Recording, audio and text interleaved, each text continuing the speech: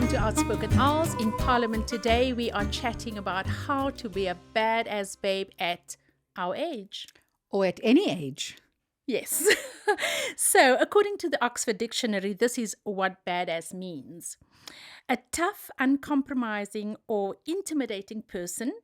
One of them is a real badass, the other's pretty friendly. That's kind of the comparison. What's your take on it? Well, for me, I think is we need to change that narrative for it to be more positive because we are in our badass eras, right? Absolutely. Currently. And it's not that kind of badass. Yeah, because right? they say, okay, it's like difficult to deal with, ill-mannered, mean-tempered, sometimes violent. Okay, that's me. Tough, Sometimes. assertive, or independent as to be somewhat intimidating. Mhm. Okay, that meaning, that's me. Okay, fine. Okay, but so how do you want to flip it?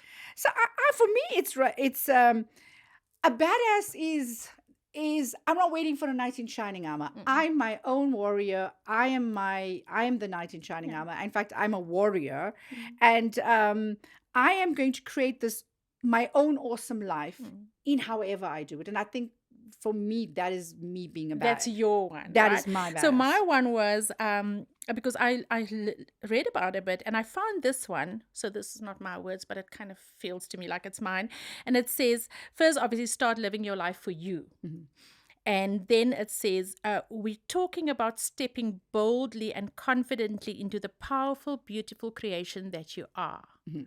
So, like, I feel like that's a glammy thing. That's a glammy thing. That's a glammy, badass glammy. Yes. So for me as Auntie Babe, it's she does what she wants, where she wants, when she wants, and sometimes who she wants.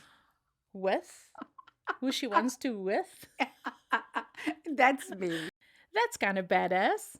Yes, because I believe the behavior it should be admirable. Yeah. When you're so unapologetic, you feel like you're super confident, with some humility, of course, without being It's called. not arrogant. It's not outright arrogance. Yes. Yeah. But there has to be a little bit of that there Yeah. too. I think now it's I feel now that good girls kind of color within the lines and then they do activities that are acceptable to others.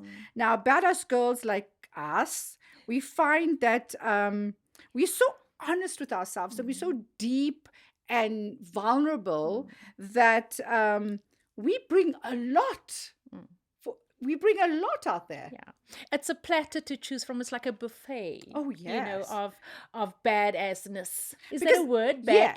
Badassness. Badassness. Because now when we talk about like attracting these lovers that we want, it's like we are funny and we flirty, we playful. We kind of when you're with me, you're kind of going to enjoy the roller coaster. Actually, no, you know what? I was going to say actually.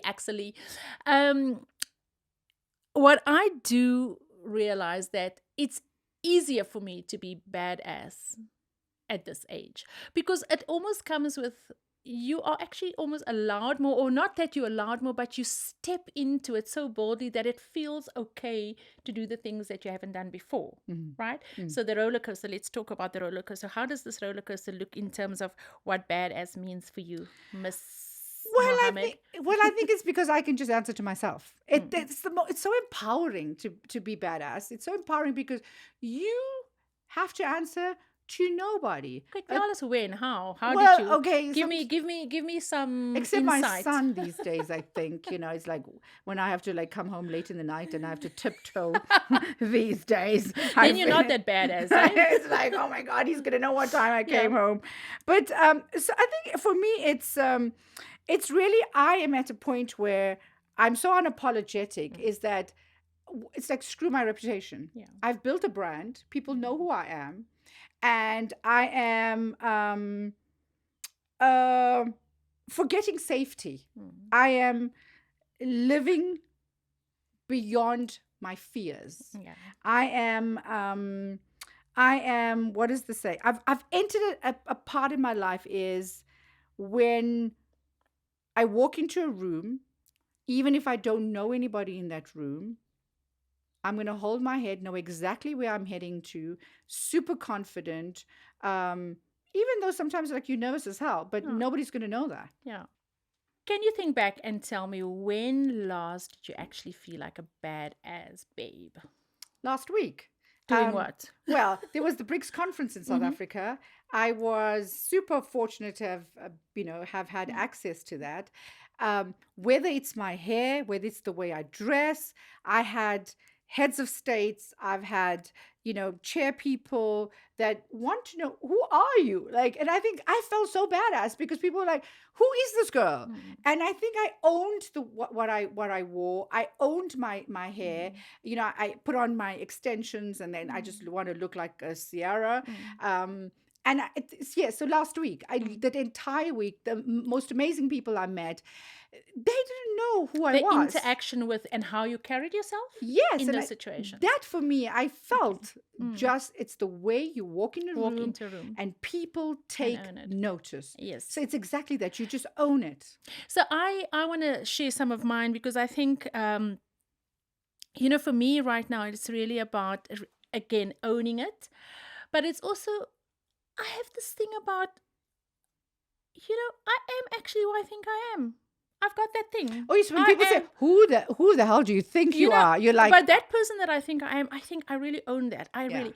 So it depends on, and in different situations, I feel like after my 50s, I've really come into my own after I've turned 50. So I find myself in different scenarios. So recently now dealing with some business meetings or, something is on the table in terms of a business, maybe an offer or a potential maybe a potential offer or something like that, and I stand my ground. Even if it's a room where there's mostly men in that room, I feel like I walk in there and I will ask the questions I need to ask, and I don't back off from that. So even if I'm the only person in that situation that might not be in agreement with everybody else, now we're talking within reason obviously, but if I strongly feel about something I do, I will ask the questions, and I will ask them until I get the question and until I feel like I'm satisfied with the answer, until I'm satisfied with what I get, with what I get in that situation. And I think that is pretty badass. Yeah. Because, you're not shying away and saying, oh, not everybody is agreeing with me, so maybe I should just keep quiet. No, I'm like, no, but I have this question and that. So that is badass for me. The other thing I feel badass about is my, my kind of how I look at aging and how I respond to questions people ask me about my gray hair. Are you really going to go gray? Are you definitely not going to color gray? And I'm like, no, I've chosen this. This is my choice. Don't you think you would look a little bit younger? You don't need to And look I don't younger. need to. You And don't I don't need need to to. explain. Yes. And I don't need anything like that. So, or things like my activities, people seem to question or, would question my physical abilities to do certain things, like Living on the edge. living on the edge. I'm quite a bit of a what do you call it, adrenaline junkie. But I must tell you, there are certain things. Like the other day I went to this it's called Total Ninja with, Oh, yeah, I with my saw that. granddaughter. So Nadia was with you as well. With and Nadia was you're with me. knocking. But now we're on these balls, these inflatable balls, and I tell you, to jump from there to there, I just couldn't do it. I'm like, ah. But you want to climb a mountain. But and But that you live on the shows, edge. because that for me. But then if I now decide I'm gonna go skydiving, I'm going skydiving, and those are things that I feel is quite bad, as especially. Not that it's something that our age people don't do, but I think people look at that and say, wow, you really did that. Or next year I want to go to base camp, and people would say, are you sure you can do it? Are you fit enough? Will your body? And the more people do that, the more badass I get about it. I'm like, I'm definitely doing it. And I would never do something that put myself at harm, but I think badass is an attitude. It's a mindset. It's an absolute attitude. Yeah. And for me, for me being badass is I don't tolerate bullshit. So whether it's work, whether it's people that you meet, I hate lies, I hate threats. So I don't tolerate bullshit. Like, you will, if you're in a restaurant or you're waiting in a queue for a toilet and a guy stands, very too close to you or to your friend, you would literally call him out. You'd like, excuse me, please can you respect boundaries, kind of thing. We might be, here in a restaurant waiting. Does not mean You that don't you get yeah, intimidated. Yeah. I do not get intimidated. I like when it comes from a work perspective. If somebody said to me they were going to deliver something at some time, I have trust to them, and if they're going to come back with an excuse, Mm. I am going to get really upset. Before I would like, oh, how do I say this thing? Yeah. So yes, I'm still very firm in how I Mm. say it, but I'm not going to tolerate the bullshit of you not being able to deliver on time. Yeah. You could have told me that you can't do it in these 3 days, so I'm not going to So you tolerate bullshit. demand respect. I absolutely Mm. demand respect. Mm. For me, it's also, like I said, a badass for me at the moment. I feel like I have this confidence and this power that it's like you can ask me to do something, or say I meet someone for the first time and they were like, could you be able to do this for me? And I'm like, well, I can't really. Okay, I'm not talking about having, being a neurosurgeon or something, but I will go and figure it out. Mm. It's like, yes, okay, what is it I do? So even for me now, although I have a marketing communications agency, I also think I'm a project management person. Mm. It's like I will go and You figure will. it You're open out. to learning new things and Exactly. enriching yourself. So, Katie, looking at you and just listening to you talk about your life, I think you've always actually been in badass, right? But I haven't been, and people are different. Yes. So No, how? people are Yeah. different. I believe I've been a badass my entire life. I've probably been a mean You were badass. born a badass. I was born a badass. I believe I was born a badass because if I look back as I was writing my book, my memoir, is that at 13 years old, I would make a comment, about these are the things that I want to do. And you're like, what 13-year-old girl is taking on guests? My mom Yeah. used to get upset when we would have guests, Mm. and I would get into conversations about the apartheid and black and white issues at 13 years old. My mom would get upset with me Yeah. because we have guests, and now you are. So I think for me, I was a badass from the time I was a teenager. I lived out of the box, which I think that is what I did. When I was, when I was married, it didn't work out for me. I walked right out of that relationship. That is a badass. When I got involved in another relationship and I was a victim of gender-based violence, I walked right out of that. But I also didn't do that just emotionally. So it was an intentional way of how I left that relationship. When I moved to Johannesburg, I got what I wanted, and I made sure that I was visible enough to get what I wanted. And I think for me, that was, I've accepted the unique gifts, which were my strengths that I've had, my weird malfunctions, which is the flaws. And I always say I am hopelessly flawed. And I put all of this, made it all work for me. Mm. And you figure out how your life, what you need in your life to be a badass. Like, what Yes. are your desires? What are Yeah. your wants? What are your What is it? needs? So, yes, you are right. Not everybody. Yeah. So I just want to pick up on that because I think for me it has not I think I know for me it has been different. I do believe now that I have become badass in the way I described early on. It's that boldness, that confidence, all of that. But that's something that came with time because and as I said, after I would literally say after late 40s, after turning 50, because of my childhood. And I went through childhood sexual abuse, for instance. Now those kind of things don't lend to being badass. It lends to cowering Yeah. in and kind of imploding. And I did eventually I got divorced in my 20s. Was that badass? I was the first person in my family to get divorced, but I can't, if I think of it now, it's not necessarily because I was badass and I'm walking out of this. I think that was more, again, part of not knowing how to, to navigate all of what's happening in my life. And then later on, when I got to a point where I decided, to kind of face the fears, because I think it was fear. For a long time in my life, I think fear kind of stopped me from doing a lot of things. And some things I actually did because, I was fearful of what, so for instance, staying in a marriage, I don't think it was courage. I think it was more, driven by fear, not of my marriage, but of myself.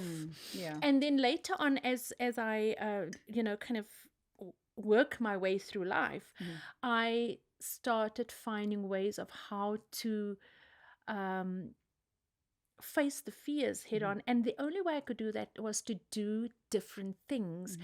And for instance, when I climbed Mount Kilimanjaro, everybody was telling me how dangerous it was and Mhm. how, this was such a big decision. And Mhm. my mom was like, you don't do it. But for me, Mhm. that was my first courageous step I took. And I think being badass is also mustering up the courage to do things. Mhm. So for me, that was probably one of my first things. No, actually, no. For the first thing is was to find my voice and speak about my childhood sexual abuse, Mhm. and putting it out there publicly and talking about it. And I think that Mhm. was actually where my badass kicked in, Yeah. because after that, I did so many things that Mhm. kind of spoke to badass. Mhm. You know. I believe I've never, I mean, I've always been that girl from the time I was little is fuck fear. Like I was not going to allow fear. I was also sexually abused. I Yeah. was like, look him in the eye, take him on. Mm. Uh, you know, for me, it was, I'd never allow people, and I don't know whether it's in the Mm. DNA or some kind Mm. of I don't know. You are born with it. Mm. I've always been courageous. Yeah. And for me, it was always about being brave. And I think being brave has always been, for me, the opposite of fear. Absolutely. And I was never going to allow anybody or anything to take over my life. I just was always, you know, a badass. Okay, Katie, now that has to come from somewhere. Where do you think that stems from? You can't just be a badass. It has to be nurtured somehow Well, let or me. inspired Well, it somehow. was it definitely inspired by the fact is that I realized that having come from a community where if you were rich, you were visible. If you were not rich, you were invisible. And I think it stems from the fact is that is where I came from.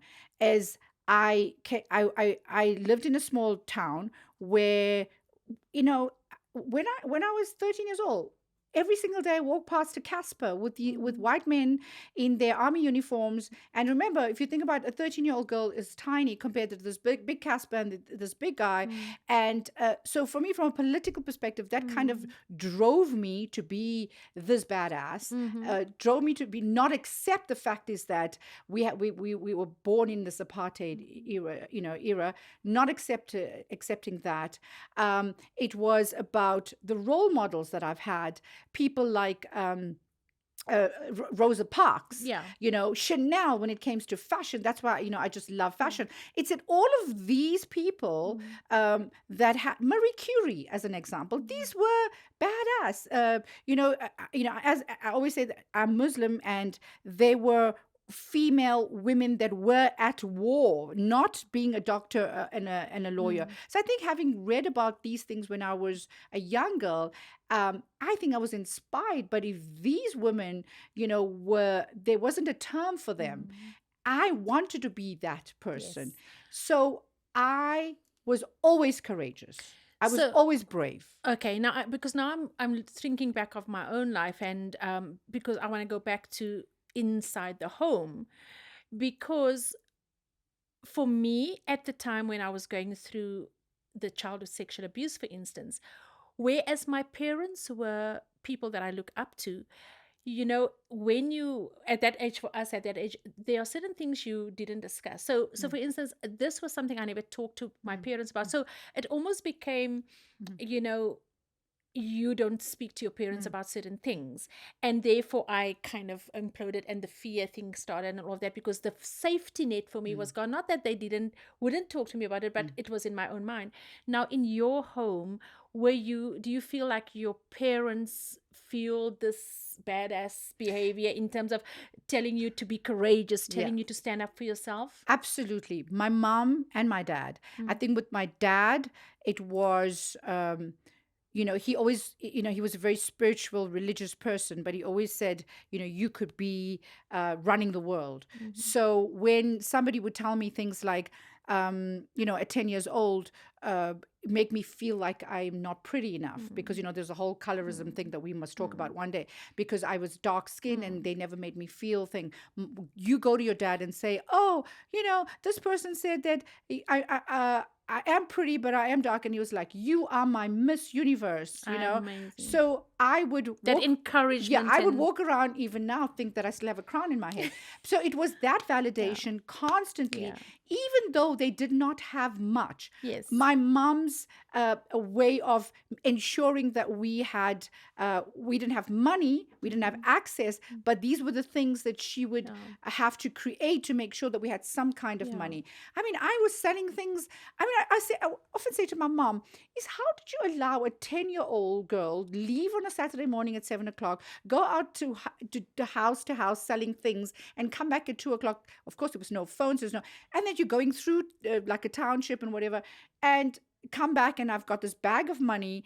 And I mean, I was badass because I was Mm, selling things on a Saturday morning for extra money, not for me only, yeah. for my family. Mm, So when she was like, yeah, and I was like, but were you not afraid I would get kidnapped or, this or that? And I was like, that for me, I look at it again, that for me, the push was, we didn't have enough money.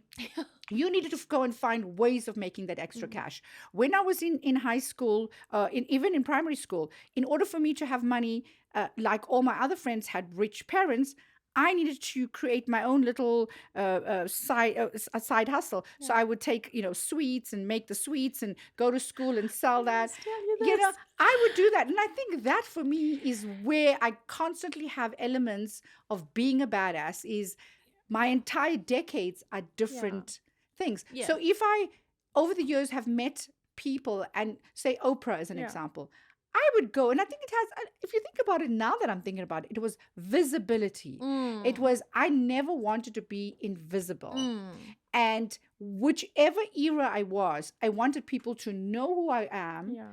because I realized I did not come from, I might have come from queens and conquerors, but I did not come from generational wealth and Mm, trust fund and all of that. And I think that was my push yeah. to be a badass in every generation. Now this is interesting because I listened to you talk about being entrepreneurial as a kid and doing because I was the same. So firstly, just going back to my because I want to get to a point where we understand about the fear and the fuck fear that Mhm. you said. I'm like, why do I struggle to say that? Fuck fear. Anyway, fuck fear. Um, because I came from a nurturing, loving home. I had all of that. And up to the point where the sexual abuse happened, I was actually kind of almost like, no, Were you living in your own bubble? no. I was Okay. kind of like the, people, my sisters and brothers always used to say you were the favorite of the family. So I was all that. No. So And on that note, mm, your sisters and brothers would say, I would affirm it. I would say to my dad, Papa, I am your favorite in the but I thing. did feel like, Know no, what I'm no, saying? Although you felt that, I would you already always say I that. say, and even my siblings were there when my dad was dying, and we had a couple of days with him, and all my siblings were there. I would even say to him, "Please tell them I'm your favorite." Like I Yeah. would like that's an affirmation. Like, An yeah, affirmation, yes. and then he would like, "You can't, you don't say that." Yeah. But like that's how I think aggressive sounds a bad word. Exactly. No, but so I want to get to this point. So, and then also, I also did, I used to, we were just talking about the other day, I used to do knitting, like little babies' Mm, outfits and sell them. I used to do it. Do you know what a tamaleki is? Do you know what a tamaleki is? It's like those sugar, you melt sugar and you put it mm, in a mm, shape, in a form, and you sell it and I pack it in a cake mm, tin and I take it to school and I sell these sugar things. mm, Anyway, so I did all of that. But something changed when I went through that experience. mm. And that's the difference where something happened which kind of You changed, went back into. whereas something happened and you still Mm, pushed ahead. mm.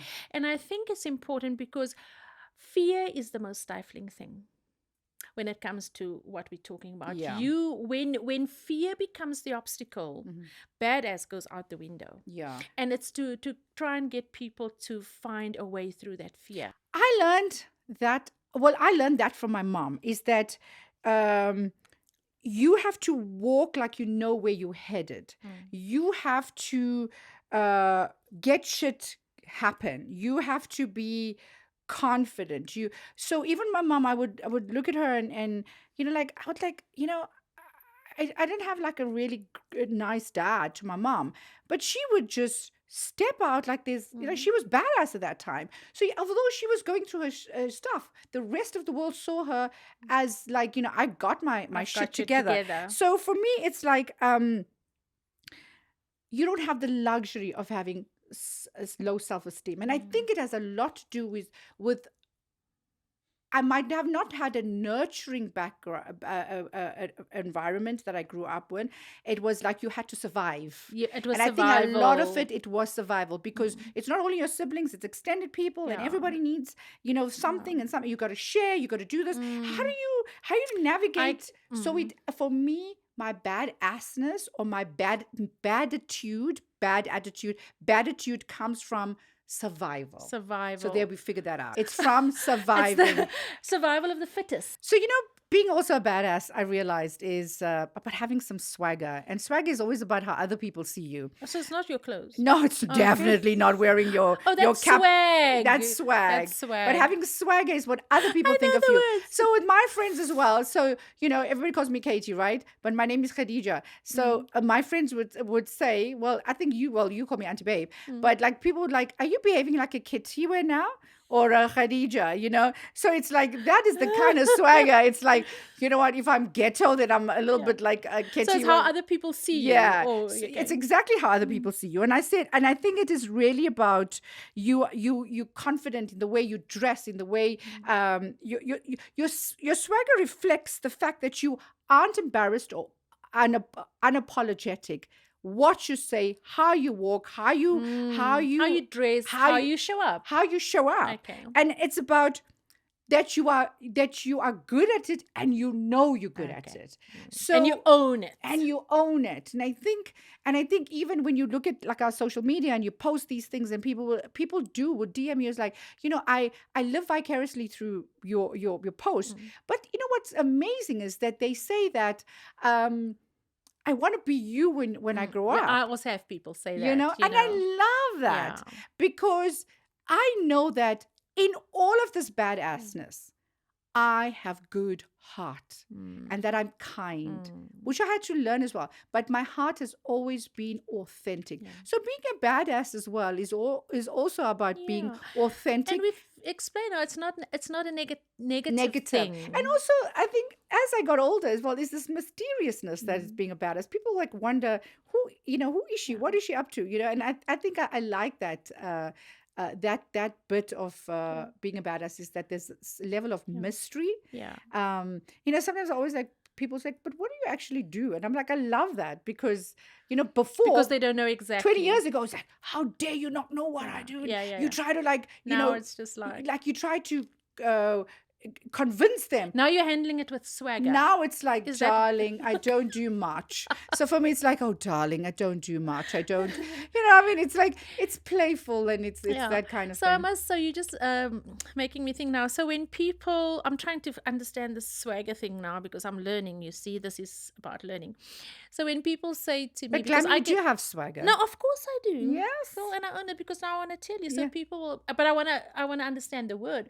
So people would send me messages, and they would say, you don't understand how much we learn from you all the time.